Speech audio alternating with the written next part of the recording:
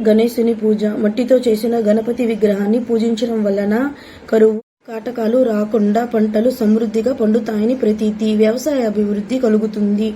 బంగారు గణపతి ప్రతిమ ఐశ్వర్యాభివృద్ధిని, వెండి ప్రతిమ ఆయురారోగ్యాన్ని, రాగి ప్రతిమ సంకల్ప సిద్ధిని, శిలా ప్రతిమ మోక్ష జ్ఞానాలను అనుగ్రహిస్తాయని పురాణాలు చెబుతున్నాయి. పూజకు ఏర్పాట్లు. ముందుగా పీట మీద ముగ్గు వేసి బియ్యం వేసి దాని మీద మట్టి వినాయకుడి బొమ్మని ఉంచాలి. పైన పాలవెల్లి కట్టాలి. పసుపుతో వినాయకుడిని చేయాలి. పూజ చేసేవాళ్ళు బొట్టు పెట్టుకొని దీపారాధన చేసి వినాయకునికి నమస్కరించి పూజ ప్రారంభించాలి.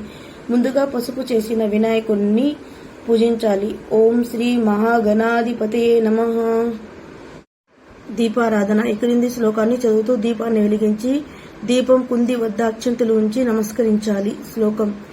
బోధిపదేవి రూపస్థ్యం కర్మ సాక్షి హ్యామిజ్ఞకృతం యావత్ పూజాం కరిష్యామి తావత్వం సిద్ధిదో భవ.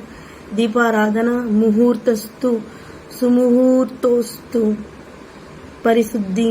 పంచపాత్రలోని నీటిని ఉద్దరిని చెంచాతో తీసుకొని కుడి చేతి బ్రొటన వేలు మధ్య ఉంగరపు వేళ్లతో నీటిని ఈ క్రింది మంత్రం చెబుతూ తలపై చల్లుకోవాలి.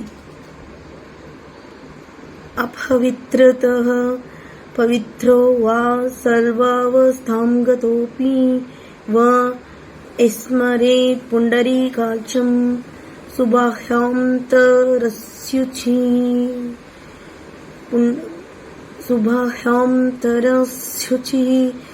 పుండరీకాక్ష పుండరీకాక్ష పుండరీకాక్షాయ నమః.